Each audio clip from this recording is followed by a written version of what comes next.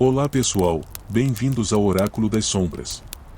Na história de hoje, vou contar o que aconteceu naquela noite de Halloween que mudou nossas vidas para sempre, quando descobrimos que algumas portas nunca deveriam ser abertas. Era uma noite de Halloween tempestuosa, o vento assobiava através das janelas trincadas com uma intensidade que parecia querer arrancar os caixilhos das paredes, e as árvores do lado de fora, com seus galhos retorcidos e despidos de folhas, pareciam murmurar segredos antigos que só os mortos deveriam conhecer. A casa dos meus pais, uma construção vitoriana de 3 andares com mais de 100 anos de idade, rangia e gemia sob o assalto da tempestade, como se a própria estrutura estivesse prestes a revelar algo que havia permanecido oculto nas sombras por gerações. Eu estava com meus amigos John, Mary e Kenan, todos nós com cerca de 20 e poucos anos, e o clima já estava carregado de uma tensão inexplicável que nenhum de nós conseguia nomear. Sem planos para a noite e entediados com as opções convencionais de entretenimento, sugeri algo que, embora tivéssemos esquecido ao longo dos anos, prometia mexer com nossos nervos de uma forma que filmes de terror nunca conseguiriam. Pegar o antigo tabuleiro Ouija que pertencera à minha avó, que estava escondido no fundo de um armário empoeirado no sótão, coberto por lençóis amarelados pelo tempo e cercado por caixas de fotografias antigas cujos rostos pareciam nos observar com olhos vazios e acusadores. Quando subi as escadas rangentes até o sótão, a temperatura caiu pelo menos 5 graus Celsius, e pude ver minha própria respiração se condensando no ar úmido e pesado. O tabuleiro estava exatamente onde me lembrava, mas havia algo diferente desta vez. Uma fina camada de poeira cobria sua superfície, exceto por marcas que pareciam dedos arrastados recentemente sobre as letras, como se alguém, ou algo, tivesse estado ali tocando o tabuleiro na escuridão. Minha mão tremeu ligeiramente ao pegá-lo, e um formigamento estranho percorreu meus dedos quando toquei a madeira fria e úmida. Quando o coloquei sobre a mesa de jantar da sala, algo mudou no ambiente de forma palpável e imediata. O ar parecia mais denso, viscoso quase, como se estivéssemos prestes a invocar algo além da nossa compreensão, algo que havia estado esperando pacientemente por décadas por uma oportunidade como esta. Acendi 3 velas de cera branca, cada uma com aproximadamente 15 centímetros de altura, formando um triângulo ao redor do tabuleiro, e apaguei todas as luzes da casa. O que se ouviu então foi apenas o som distante do vento, arranhando as vidraças com dedos invisíveis e insistentes, e um sussurro baixo que parecia vir das próprias paredes, como se a casa estivesse respirando conosco, aguardando. Os sussurros das árvores lá fora pareciam mais próximos agora, mais urgentes, como se quisessem nos avisar de algo terrível que estava prestes a acontecer, mas já era tarde demais para recuar. Todos nós colocamos as mãos na planchete, um pequeno indicador de madeira em forma de gota com aproximadamente 8 centímetros de diâmetro, com os dedos trêmulos não apenas pela ansiedade, mas por um frio inexplicável que havia tomado conta da sala apesar das janelas fechadas. O primeiro a perguntar foi John, sua voz saindo mais fraca do que pretendia. Tem alguém aí? A resposta não demorou, e o que aconteceu a seguir fez meu estômago se revirar de uma forma que nunca havia experimentado. Para nossa surpresa, ou talvez para nosso deleite nervoso que logo se transformaria em puro terror, o ponteiro se moveu lentamente, deliberadamente, parou assim, percorrendo aproximadamente 12 centímetros sobre a superfície do tabuleiro com uma suavidade que nenhum de nós poderia ter produzido sozinho. Rimos nervosamente, achando que alguém estava brincando, talvez empurrando o ponteiro de forma sutil para nos assustar. Mas, à medida que o clima se tornava mais pesado e a temperatura continuava caindo, chegando a cerca de 12 graus Celsius, uma estranha sensação de desconforto começou a tomar conta de todos nós. A casa, que sempre fora nossa segunda pele, um lugar de memórias felizes e tardes ensolaradas, agora parecia transformada em algo completamente diferente, como se tivéssemos atravessado um limiar invisível para um lugar onde as regras normais da realidade não se aplicavam mais. Kenan, sempre o cético do grupo, revirou os olhos e perguntou com sarcasmo mal disfarçado: se você é real, nos dê um sinal, algo que prove que não somos nós mesmos movendo isso. O que aconteceu nos segundos seguintes fez o sorriso desaparecer de seu rosto. Uma das velas tremulou violentamente, depois se apagou completamente, deixando apenas 2 fontes de luz na sala que agora parecia ter dobrado de tamanho, com sombras dançantes se esticando pelas paredes como dedos famintos alcançando algo que não conseguiam tocar. No mesmo instante, ouvimos um arrastar distante vindo do segundo andar, como se alguém estivesse movendo móveis pesados através do piso de madeira, deixando marcas profundas. John, querendo quebrar a tensão que havia se tornado quase insuportável, perguntou com um sorriso nervoso que não alcançava seus olhos: Você vai assombrar a Mary? O ponteiro deslizou para o ossinho novamente, desta vez com mais velocidade e determinação, percorrendo a distância em menos de 2 segundos, e Mary, que estava se divertindo até aquele momento, congelou completamente. A risada morreu no ar como se tivesse sido estrangulada, e os olhos dela começaram a se arregalar de uma forma que me fez perceber que algo estava profundamente errado. Ela estava olhando para algo atrás de nós, algo que nenhum de nós mais conseguia ver, e seus lábios começaram a tremer enquanto lágrimas silenciosas escorriam por seu rosto. Foi quando o tabuleiro começou a agir sozinho, e não havia mais como negar o que estava acontecendo. A planchete começou a deslizar pela superfície do tabuleiro com movimentos erráticos e violentos, sem que ninguém a tocasse. Nossas mãos haviam se afastado instintivamente cerca de 30 centímetros do objeto que agora parecia ter vida própria.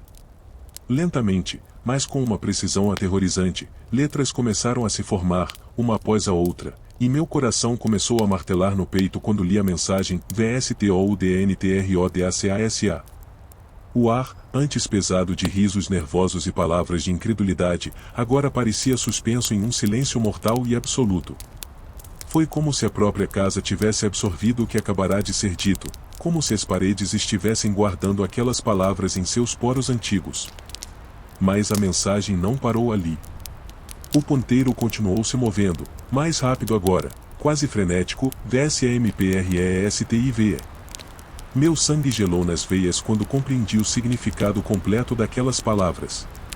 O que quer que estivesse se comunicando conosco não era um visitante recente, não era algo que havíamos invocado naquela noite, mas sim algo que sempre estivera ali, escondido nas sombras, esperando pacientemente por uma oportunidade de se revelar.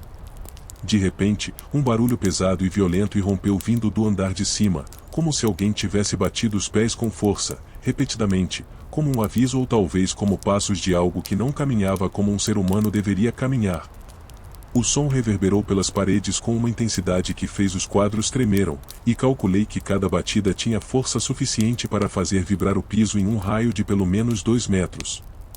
Os copos na cozinha começaram a tilintar nas prateleiras, e pude ouvir o som de objetos pequenos caindo no andar de cima, rolando pelo chão de madeira. Mary, completamente aterrorizada agora, começou a chorar copiosamente, insistindo para que parássemos imediatamente, que jogássemos o tabuleiro no fogo e nunca mais falássemos sobre aquela noite. Mas, movidos por uma combinação fatal de curiosidade mórbida e adrenalina que turvava nosso julgamento, John e eu decidimos subir as escadas para investigar, deixando Mary e Keena na sala, ambos pálidos como a própria morte. A sensação de estar sendo observado só aumentava com cada degrau que subíamos, cada um dos 20 degraus que separavam o térreo do segundo andar parecia mais alto e mais íngreme do que deveria ser. O corredor do segundo andar estava mais escuro do que o normal, apesar da luz do luar que deveria estar entrando pelas janelas, como se a própria escuridão tivesse substância e massa, bloqueando qualquer fonte de iluminação. Uma sensação opressiva e claustrofóbica parecia acompanhar nossos passos, como se estivéssemos invadindo um território sagrado que não deveria ser perturbado por vivos, um lugar que pertencia exclusivamente aos mortos e às coisas que habitam os espaços entre a vida e a morte. Ao chegarmos em frente ao quarto dos meus pais, a porta de carvalho maciço que ficava no final do corredor a aproximadamente 8 metros das escadas, de onde vinha o som das batidas, a tensão foi quase palpável, como uma pressão física no peito que dificultava a respiração. O silêncio que se seguiu foi de alguma forma pior do que o barulho, um silêncio pesado e expectante que parecia pulsar com vida própria. Então, ouvimos um arrastar lento e deliberado, algo pesado se movendo do outro lado da porta com um ritmo irregular e perturbador, como se uma sombra gigantesca tivesse se materializado e estivesse caminhando em círculos no quarto, esperando que abríssemos a porta.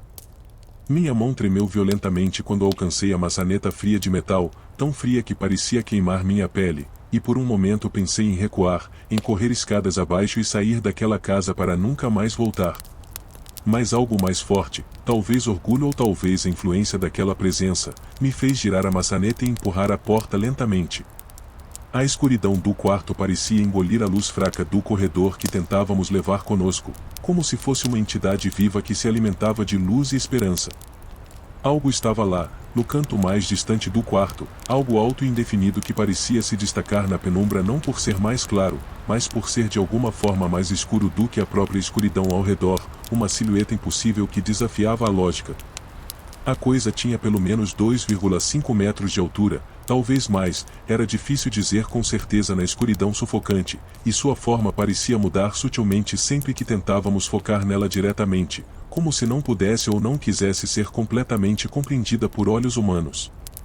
Não tinha características faciais distinguíveis, mas eu podia sentir que estava nos observando, estudando-nos com uma inteligência antiga e malévola que havia visto civilizações inteiras nascerem e morrerem.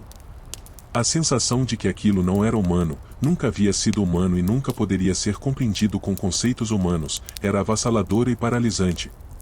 Um som começou a emanar daquela forma, não exatamente uma voz, mas algo que se aproximava de uma risada baixa e gutural que reverberava não apenas no ar, mas dentro das nossas próprias cabeças, fazendo nossos crânios vibrarem de uma forma nauseante.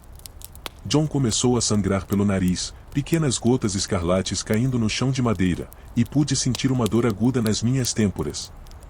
Fechei a porta com toda a força que consegui reunir e, em puro pânico, corremos escada abaixo, tropeçando nos degraus e quase caindo várias vezes, nossos corações batendo tão rápido que achei que fossem explodir no peito.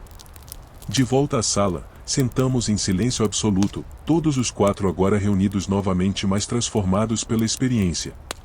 O calor daquelas velas restantes se apagou espontaneamente, ambas ao mesmo tempo, deixando-nos na escuridão total por alguns segundos eternos antes que Kenan tivesse a presença de espírito de ligar uma lanterna do celular. Quando a luz fraca iluminou a sala, percebi algo que fez meu sangue gelar. O tabuleiro estava virado de cabeça para baixo na mesa, algo que nenhum de nós havia feito, e a planchete estava no chão a cerca de 3 metros de distância, como se tivesse sido atirada com força. Mas o que realmente me aterrorizou foi perceber que Mary estava diferente. Ela havia parado de chorar e agora estava sorrindo, um sorriso largo e antinatural que não combinava com a expressão de puro terror em seus olhos, como se duas entidades diferentes estivessem controlando partes diferentes de seu rosto.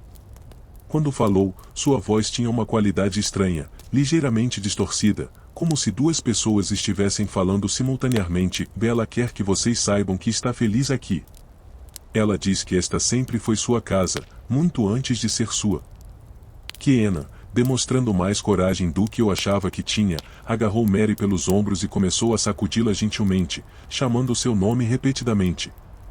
Depois de alguns segundos terríveis, Mary piscou várias vezes e o sorriso desapareceu, substituído por confusão e medo renovado. Ela não se lembrava de ter dito nada, os últimos minutos eram um vazio completo em sua memória. Foi então que ouvimos os passos novamente, mas desta vez não vinham do andar de cima. Vinham das paredes ao nosso redor, como se algo estivesse caminhando dentro da própria estrutura da casa, percorrendo os espaços vazios entre os cômodos, se aproximando cada vez mais de onde estávamos. O som era rítmico e deliberado, passos medidos que pareciam estar diminuindo a distância até nós em uma progressão matemática assustadora. Peguei meu celular com mãos trêmulas, e depois de 3 tentativas porque meus dedos não conseguiam acertar os números corretos, finalmente consegui chamar a polícia. Expliquei a situação da melhor forma que consegui sem soar completamente insano, mencionando invasores e sons estranhos, mas omitindo os detalhes sobre o tabuleiro Ouija e a presença sobrenatural. Eles chegaram rapidamente, em aproximadamente 12 minutos, 2 viaturas com 4 policiais que vasculharam a casa de cima a baixo com suas lanternas potentes e armas em punho, verificando cada cômodo, cada closet, cada espaço onde um intruso humano poderia se esconder. Não encontraram absolutamente nada fora do comum, nenhum sinal de invasão, nenhuma janela quebrada, nenhuma porta forçada. As únicas coisas estranhas que notaram foram a temperatura anormalmente baixa no quarto dos meus pais, que estava pelo menos 8 graus Celsius mais frio do que o resto da casa sem explicação aparente, e algumas marcas de arranhões profundos no chão de madeira que formavam um padrão circular, como se algo pesado tivesse sido arrastado em círculos repetidamente. Os policiais nos olharam com uma mistura de ceticismo e preocupação, claramente pensando que havíamos exagerado na bebida ou em alguma outra substância. Mas um dos oficiais mais velhos, um homem com cerca de 50 anos que disse ter crescido na região, nos puxou de lado antes de partir e disse algo que nunca esquecerei: essa casa tem uma história. Vocês sabem disso, certo? 3 pessoas morreram aqui ao longo dos anos, todas em circunstâncias estranhas. A última foi há 20 anos, uma mulher que morava sozinha. Encontraram ela no quarto do segundo andar, aquele no final do corredor.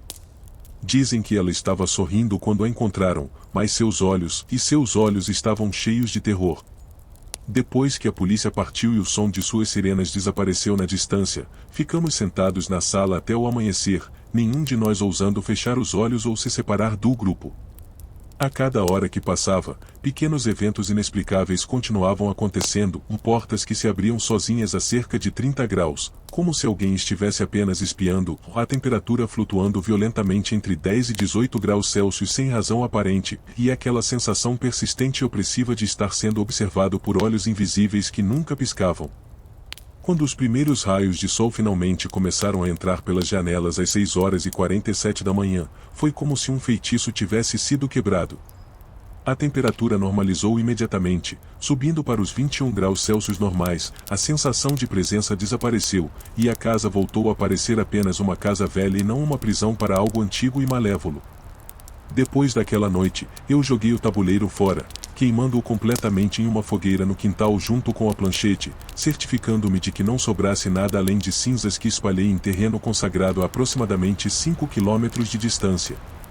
Jurei a mim mesmo e aos meus amigos que nunca mais usaríamos nada relacionado ao ocultismo, que aquela porta que havíamos aberto deveria permanecer fechada para sempre. Mas, mesmo assim, às vezes, quando a casa está silenciosa demais, especialmente nas noites sem lua quando a escuridão parece mais profunda e mais pesada, eu ainda ouço os passos. São suaves, quase imperceptíveis, como se algo estivesse se movendo pela casa com cuidado para não ser detectado, mas sempre em direção à escuridão, sempre se afastando quando aproximo. E sei, com uma certeza que penetra até os ossos, que o que quer que tenha estado ali naquela noite de Halloween, talvez nunca tenha ido embora realmente. Mary se mudou para outro estado 3 meses depois, recusando-se a explicar completamente o porquê, mas mencionando pesadelos recorrentes onde aquela presença a visitava todas as noites, ficando no canto do seu quarto, apenas observando com aquela forma impossível de descrever. Kenan desenvolveu uma obsessão por pesquisar a história da casa, descobrindo que a propriedade havia sido construída em 1887 sobre o que antes era um antigo cemitério de escravos, cujas lápides foram removidas e os restos mortais supostamente realocados, mas ele encontrou registros que sugeriam que nem todos os corpos foram movidos, que pelo menos 30 pessoas ainda descansavam sob os alicerces da casa. John nunca mais foi o mesmo. Ele desenvolveu uma condição onde ocasionalmente fica paralisado por períodos de aproximadamente 15 a 30 minutos, completamente acordado mas incapaz de se mover, e durante esses episódios ele jura que consegue ver aquela figura novamente, de pé no canto do seu campo de visão, cada vez um pouco mais próxima do que na vez anterior. Quanto a mim, eu ainda moro nesta casa, preso não por escolha mas por circunstâncias, cuidando dos meus pais que agora estão idosos e não podem se mudar. Aprendi a conviver com a presença, a reconhecer os sinais de quando ela está mais ativa, o ar ficando mais frio, os sons noturnos mudando de padrão, a sensação de ser observado intensificando. Aprendi que se eu ignorá-la, se eu fingir que não percebo, ela geralmente me deixa em paz. Mas nas noites de Halloween, quando o véu entre os mundos se torna mais fino, eu tranço a porta do meu quarto, acendo uma vela benzida e rezo até o amanhecer, porque é nessas noites que ela se torna mais ousada, mais presente, e eu posso ouvi-la claramente andando pelo corredor, parando sempre em frente à minha porta, esperando pacientemente que eu abra, que eu a convide a entrar. E o mais aterrorizante de tudo é que, às vezes, nas madrugadas mais escuras, quando o silêncio é absoluto, eu sinto uma tentação crescente e inexplicável de fazer exatamente isso, de abrir aquela porta e finalmente descobrir o que ela realmente quer, mesmo sabendo que essa descoberta pode ser a última coisa que farei nesta vida.